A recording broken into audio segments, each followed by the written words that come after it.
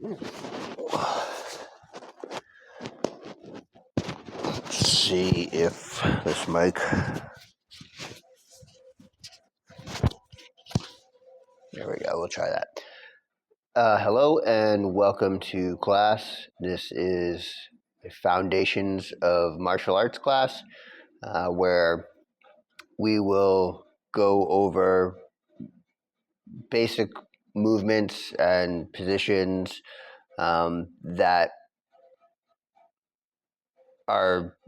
cover most of the martial arts. So if you're gonna try to do Shotokan or Kempo or some other style, your body is going to have to move in different ways. So Foundations of Martial Arts will go ahead and introduce you to some of those ways of movement in a broad way without diving into specific style variations.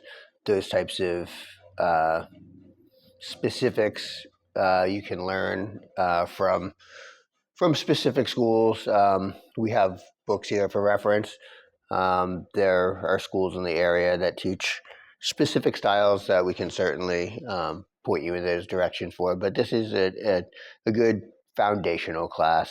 So even if you do have some background in martial arts, because we work on the mechanics of the stances, for example, or the punches as well, kicks,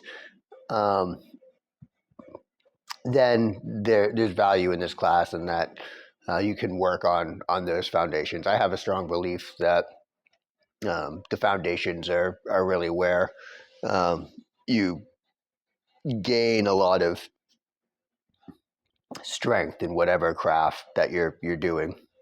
As long as we keep going back to the foundations and building that strength more and more, that builds up everything else that we've learned on top of that. So I found finding improvements in the foundations are what make the less foundational stuff A, more interesting, and B, easier to understand, especially if you can bring it right back down to the root level and break apart your bad habits. Or maybe not bad habits isn't the right word, but movements or pieces that you may have picked up along the way that could be modified to, get you closer to what a different goal might be than your original one.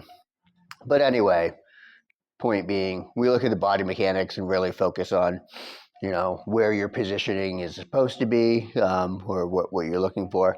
And then if you have specific things that you're working on, we work on exercises to train those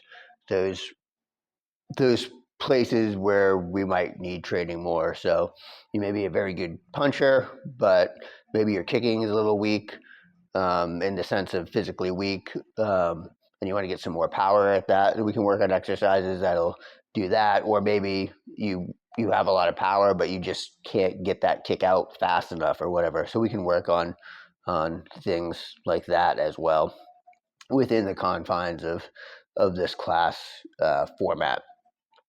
And then on top of, learning those foundations, learning those pieces, you're also going to be training your body with each class and doing exercises. We're going to be physically active.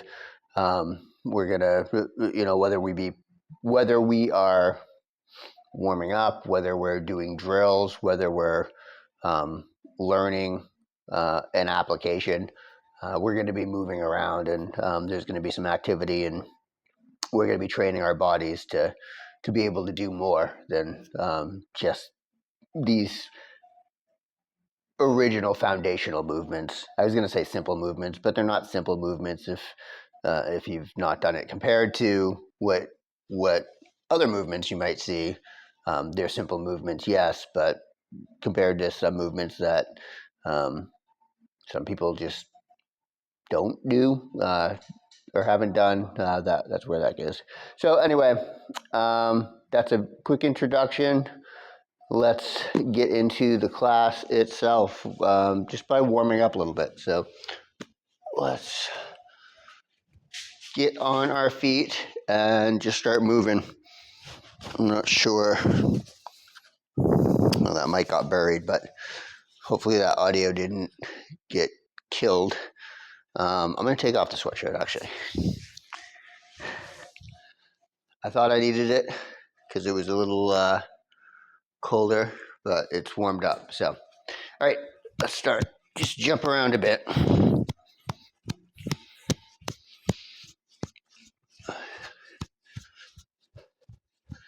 And we're just going to shake, get our body moving.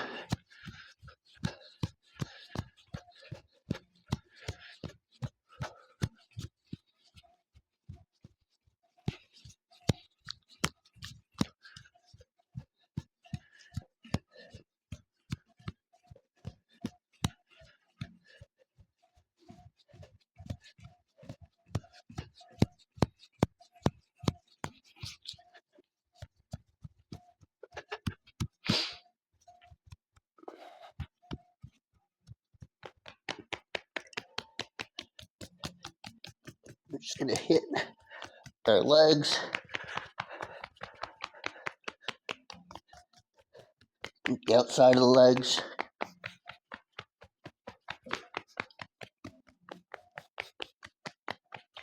the inside of the legs,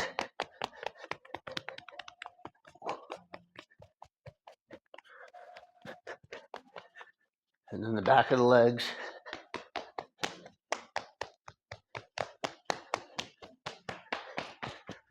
And around the hips.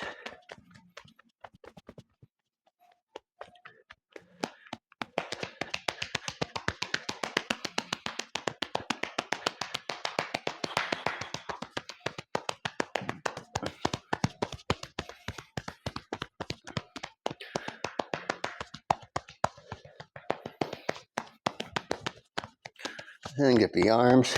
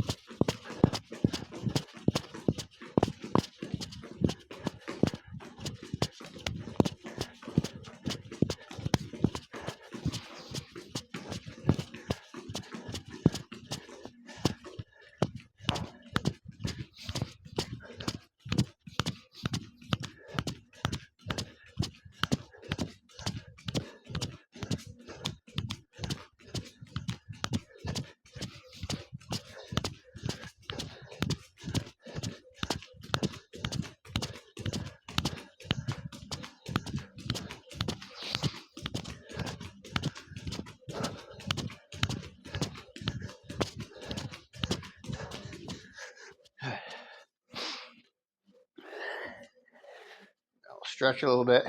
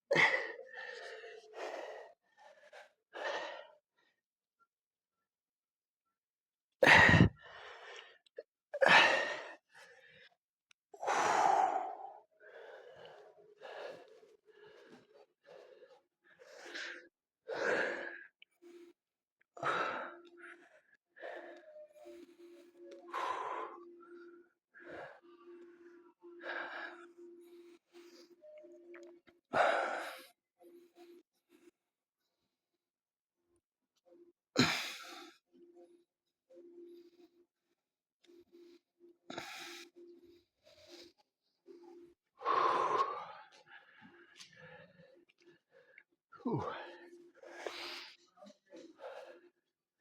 All right. Yep, now that we're warmed up, stretched out a little bit, got some blood flowing.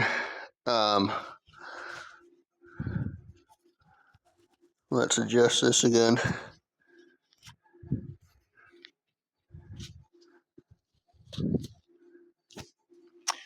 Let us start out with a horse stance. So with a horse stance, what we're going to do is put our feet generally about a little bit more than shoulder width apart. We can measure these out by bringing out our feet a certain distance as a method to measure that way.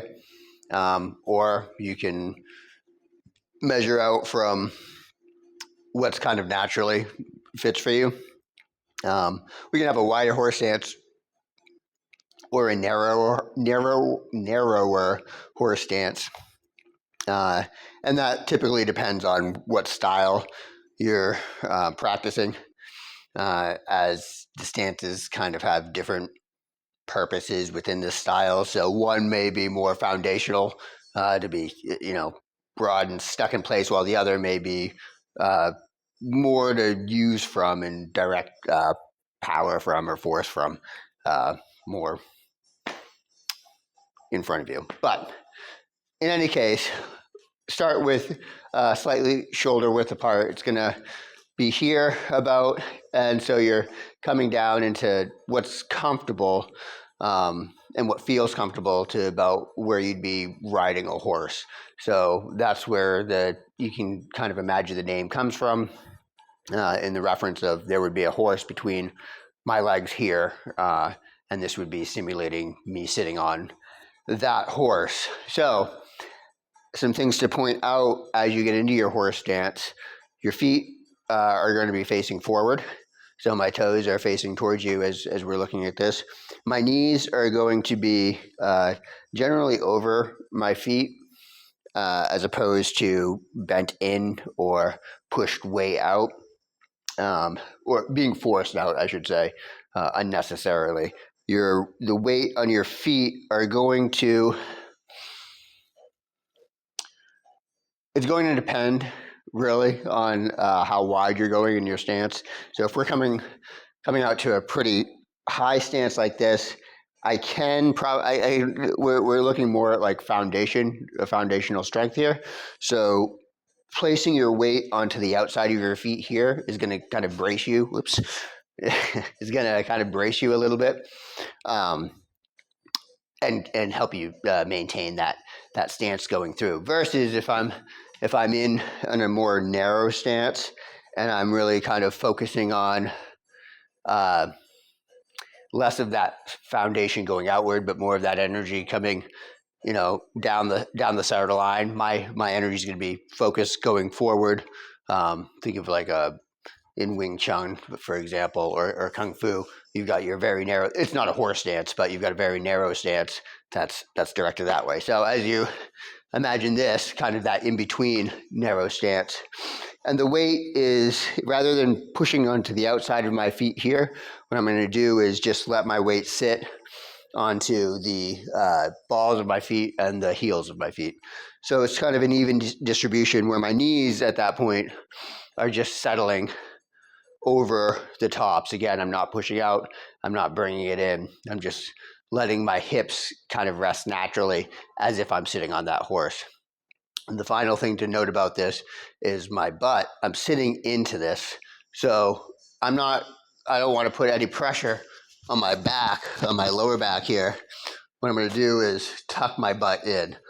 And not so much flexing your butt muscles to do that, but you're going to flex your butt muscles.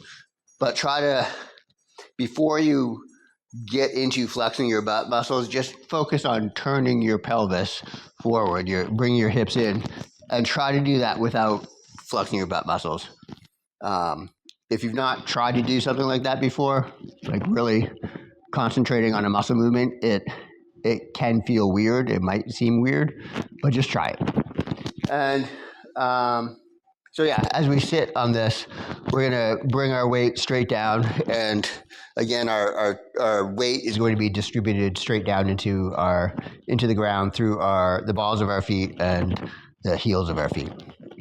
And again, butt tucked in, and we're just gonna sit. Let the top body sit back. Our chin's gonna be tucked back. We want a straight line up here. For now, we'll just let our hands rest on our legs like that. Start feeling where it burns a little bit as you go in. Right, for now, for example, I'm feeling it up here, the top of my hips, along my quads. It's bringing down into my knees a little bit, so I'm kind of adjusting where my knees are being bent in to find a more suitable, more comfortable weight distribution, because maybe I'm shifted a little bit and I don't realize it. So feel free to make those adjustments as you need to. And then when we need to rest a little bit from this, if we're our legs starting to get shaky and we're about to collapse, feel free to just bring your knees up, bring your feet in if you want to, and walk around a little bit. You're gonna feel tight in here. Shake your legs if you need to. Kick, do some leg swings if you need to. Outside, inside, forward, back. To really loosen that area up if it's really tight for you at this point. Hamstrings might be tight, might be a little sore as well, so feel free to do some hangs, try to loosen them up, bang on your legs, get some blood flowing if you need to. Jump around a little bit, loosen up the hips and stuff, and then just get back down into it again. Try it for a little bit more. Time yourself on this as we're going through this here, right? I mean, you're not in here with me right now, but what we would be doing is really like working with each other, timing, seeing who can go last longer, et cetera, et cetera. But so what you want to do is kind of build your endurance. While you use this time here to build your endurance. So we've got, let's go for about 2.5 minutes. See how long you can stay on there. See how many times you have to take a break within that time, all right? So we'll start now.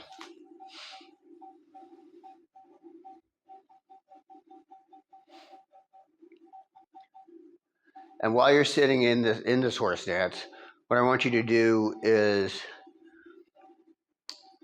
concentrate on a couple key points. So when you get into your stance, every time, what you want to be doing is checking your feet right off the bat. Are they pointed straight ahead? I look down, and my feet are indeed pointed straight ahead. You want to identify your pelvis. Is your pelvis tucked in? Do that kind of check, and then is your head bringing back? Is your chin pushed back, and is your back straight? And that's going to go ahead and give you something to concentrate on and think about and develop. And then you'll understand where you're progressing as well when you recognize that, oh, I don't need to look at my feet anymore. When I get down there, I know that I'm in that position. My pelvis is already tilted. Like I can feel that straightness of the back go through, or whatever it is. Those experiences that you may struggle with initially, you'll slowly feel those go away over the course of time, as you do more classes. And you're going to have days in the beginning where you're doing this and you may have pushed yourself pretty hard. You start activating some muscles. Maybe you're not used to using your quad muscle. Tomorrow morning you're going to wake up, maybe even like now, but tomorrow morning you may wake up and you're going to be a little sore in that muscle, and that's okay. It's just a matter of, that's growth. That's what's happening. Your body does that. It's going to hurt a little bit, but it's a good pain, if that makes any sense. You'll recognize it. But we're almost done here. You got about 30 seconds left. So how many times have you had to take a break going through this? What are the places on your body that you're really feeling that you'll want to work on a little bit? Maybe you start doing some more stretching on your hamstrings, or maybe your calf muscles are being triggered somewhere along the line more than other muscles, noticeably. And then we can go ahead and stand up, just straighten up our knees, bring in our legs, and then shake them out. All right, good. So now that we've been in the horse stance, we know what that horse stance is all about. We don't really have any place to put our hands when we're in there because we haven't done anything with our hands. So let's talk about punching a little bit, and then we'll go into punching from the horse stance to give you some practice on both punching and the horse stance. So first of all, when we do a punch, we want to make sure that we're going to throw the punch correctly. When we make a fist here for the punches that we're going to learn in foundations of martial arts, unless otherwise specified, is going to be just a regular, take your hand, bring your fingers together, roll your fingers down, bring your thumb over the top, and make this into a bit of a club. So you've got a solid club with a fist at the end there. When we punch, we are going to aim our force of the punch at these top knuckles here. We're going to try to make this as flat as possible when we're making our fist, and we are going to turn it over at the end with our most of our punches. So our cross punch will definitely be that way, and then the jab will typically be that way, but it's not quite as significant as our cross punches that go through that way. So that is how you make a fist. One thing, make sure that thumb goes over the top and not under the fingers, because if you are under the fingers, if you test this out and put your fingers over your thumb and just start pushing on it a little bit, you don't need a lot of pressure, you'll feel that force on the thumb. Imagine you doing that with a lot of impact. It's very easy to hurt your thumb severely, or I don't know, severely. It'll hurt. But so when we talk about our punching, first thing we go over is how the punch is thrown, because safety. We don't want you to hurt yourselves. And secondly, let's talk about where the punch is thrown from. So I talked about two different types of punches, a cross and a jab. If we are throwing a punch, we're going to start basically from our ready stance, or our fighting position, which is just a casual stance, legs slightly spread apart, enough so you can bounce, move a little bit. And if we were to put up our hands, we feel like we're in a fighting stance. We feel like we can fight, as if we're in a Street Fighter video game or something like that. So if we're in that fighting stance here, and my left leg is forward, then my right arm will be forward. So my left leg's forward, my right arm will be forward. So this will be considered my lead hand, and this is the hand that I'm going to be jabbing with, the forward hand. This hand here is my right arm, and this would be my, I guess my heavy hand. My cross punch hand will be that one. For the purpose of this will be the cross punch. Will be the right jab, cross punch. If I have my feet switched, my arms are going to switch. So my right arm becomes my jab, my left arm becomes my cross punch. So we can see it a little bit better. I'm going to do it this way though. So if we look at the target here and we look at the jab and the cross punch, we've got, as far as targets go, consider this the head, consider this the solar plexus, the chest or abdomen, somewhere in there. Head, torso. Those would be the targets here. So if I'm standing, this target is about my height. Target's about my eye level. That's about abdomen level. I could turn this a little bit actually. That's more the solar plex that I want to go for this this punching. in particular. So I go with my left foot forward, my right hand forward, and my hands up. So this is our stance, getting ready to throw a punch. So if we're here like this, distance comes into play.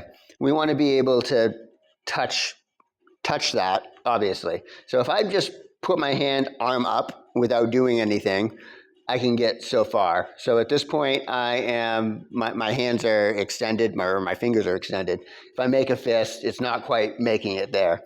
Now if I can move my shoulder forward, continue with my punch, so my fist forward a little bit, then I'm making impact without a problem. I can feel my weight going into that. I don't have 100% of my weight on my front foot. I've got probably only about 30 or 40% of my weight over there, compared as I push through. A lot of my weight's coming through onto my jab here, but enough is in my back leg where I'm not falling into it. I can shift my weight pretty easily back and forth. But what I'm showing you here is the distance.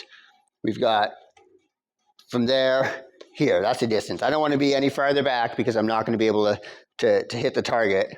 I want to be right there because that's my extension. I'm going to get that punch in. I don't want to be much closer because my jab is shortened along the way. I'm not able to get that extension. So again, you want to find that extension, and just get used to throwing that jab where you're bringing it out and you turn it over. So again, what I was saying about the turning over the fist, and I know I said beforehand, not so much in the jab, but as I'm doing it more and more, I'm recognizing, no, it is very deliberate. So as you bring that over, as you're hitting that impact, you're going to turn your fist. And what that's doing is giving you a little bit more force, so a little bit more kinetic energy with that extra corkscrew, that turn. It's a corkscrew punch. But with that, you're giving it a little bit more, and that's going to give you a little bit more kinetic energy into your shot. Right now, we're not going for power, so we're just going to punch and get used to that. So now that we've got our jab distance, we can see, all right, so we throw that jab, and if we throw our cross, where does that put us? So again, when we bring our fist across, we are connecting this time. We're doing more than we did with the jab initially, where we weren't making that connection. But one thing we should recognize as we're bringing our punch through is where it's coming from. And it's coming from our hips. So as I bring this across, I'm not thinking about it in this case. But this might be one of those things where if you think about it, you'll start to recognize it a little bit. So think about your hip as you're coming through. As you're throwing this punch, don't throw your punch, just turn your hip, and you'll notice where the power is coming from. The hip's coming through. This arm isn't doing much as it comes across. Your shoulder's bringing up your elbow and then snapping it out for the punch, but most of that power is coming from the hip. So jab, and then turn that hip. And then as you touch that, you want to bring your hip in even more of the turn to throw that weight in, similar to the jab when we threw the weight in there. So the difference between the weight distribution on these two punches is with the jab, I'm throwing my weight forward. It's in a more lateral motion. So turn, jab, and there's not a lot of hip. It's snap the hip, snap the hand out, and then I'm throwing my weight forward. With my cross punch, I'm going to throw that in, and I'm twisting with the hip, and that's it. That twist is where my weight's being thrown. As opposed to if I throw my weight forward, I'm going to come up over my knee. So instead, I'm going to twist, and my weight's going to come into the sinking of my hip. So my back foot even turns a little bit for that full power power through. So we've got our distance down, and we can go 1, 2, 1, 2, 1, 1, 2. You know, play around with combinations, go through. So now that's for the head. So let's say we want to go down to the torso. If I am looking at distance here, this shaping right now is a little bit deceptive. So let's switch this around.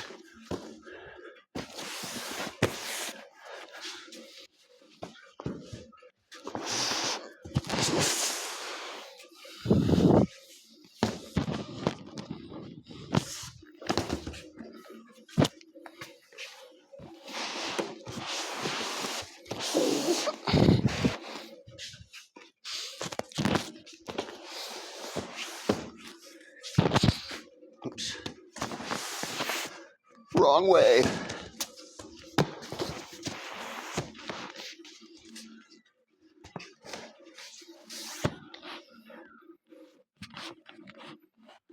Oh, I think this might be worse off than what I was trying to do. But anyway, I'll see if I can demonstrate. So basically, if we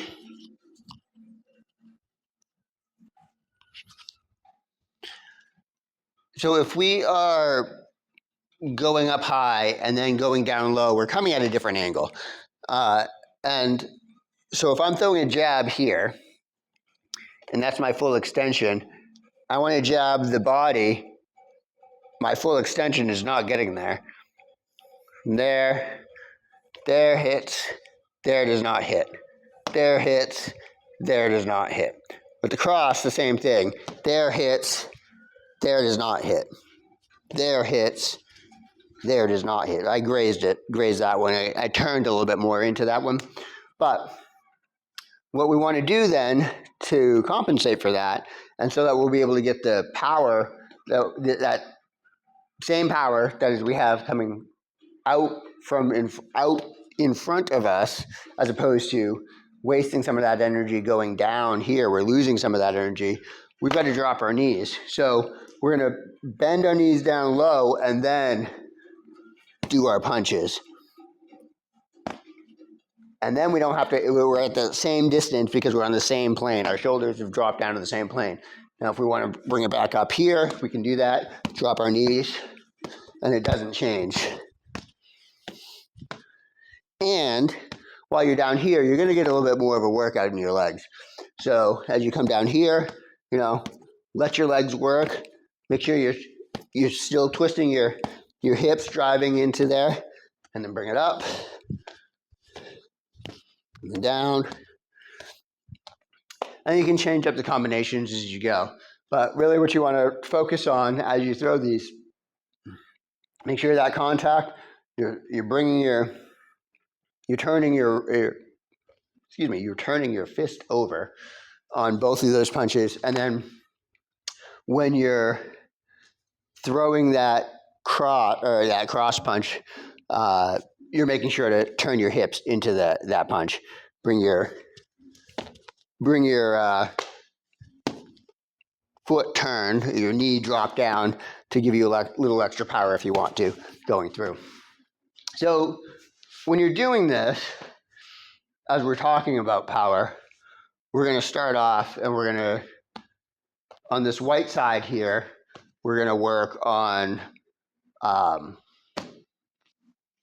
targeting, precision, less power. We're not going to hit quite as hard. We're going to try to hit a little bit faster, do a little bit of combos.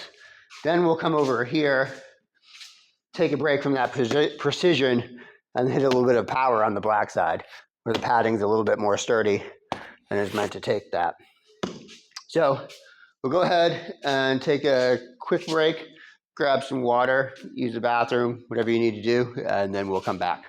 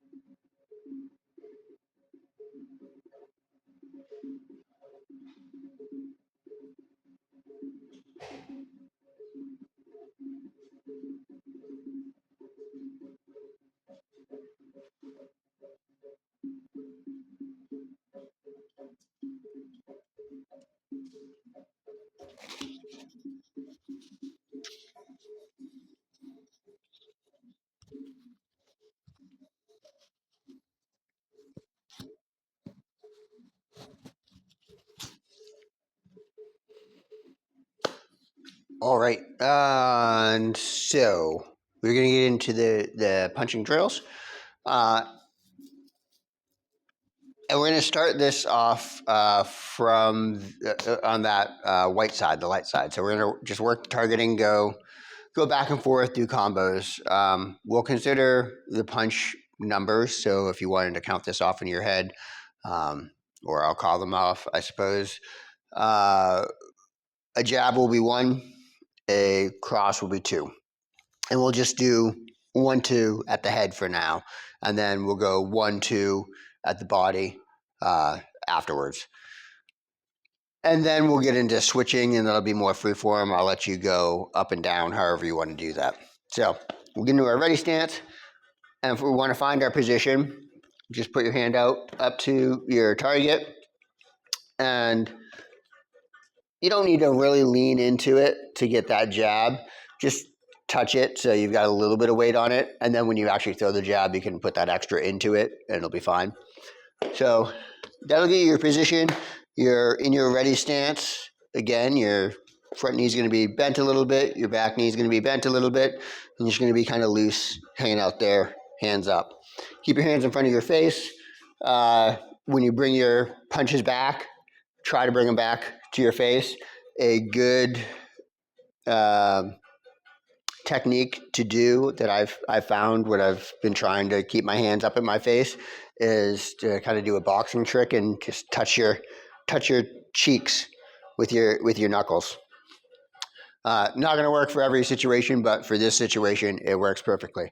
So bring your hands up, find that distance, and then we'll just go 1, 1, 1, 2, 1, 2, 1, 1, 2, 1, 1, 2, 1, 2, 2, 1, 2, 1, 2, 1, 2, 1, 1, 1, 1, 2, 1, 1, 2, 1, 1, 2, 1, 1, 2, 1, 1, 2, 1, 2, 1, 2, 1, 1, 2. So I just realized those cross punches, those corkscrew punches, don't really work for what we were talking about there, because I'm going from a boxing stance. So what we're going to do, we're going to switch it up a little bit, not worry so much about keeping our hands up at our chins, or I'm sorry, at our cheekbones, but rather instead, try to bring your hand up bring your elbows down and your hands up in front of your waist, but keep your elbows kind of pointed down and not down to your waist so your hands aren't in front of your face, but so that your hands are up in kind of a block position so that you're able to bring your hand up and make that rotation. I want you to be able to really see that rotation come through. When we go into the horse stance, it's going to be even easier to see. But for these purposes here, just do it this way. Bring it up, and just so you can turn your hand a little bit. Because if you're up here, you can turn it, but you're not getting that full turn that I really want you to start getting the hang of. So start from here. We'll go 1, 1, 1, 2, 1, 2, 1, 2. There we go. 1, 1, 1, 2, 1, 2, 1, 2. And then we can go down to the bottom and we will drop our knees. And we're going to feel this in the legs now for a little bit. 1, 1, 1, 2, 1, 2, 1, 1, 1, 2. And then we go around and do the black side for power as well. Go ahead and hit this a little bit harder. Right now we're about out of time, so I'm going to wrap it up. What we'll do is cool down a little bit. Shake it out, kind of like we shook it in.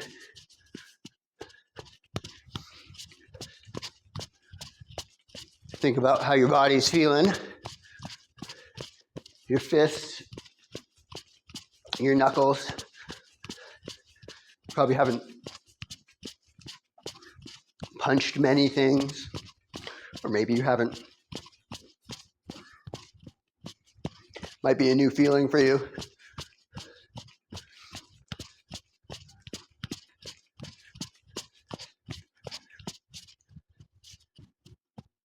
Good. Lift the legs a little bit. Bring it up the outside. Hips. The arms. Been working those shoulders a little bit.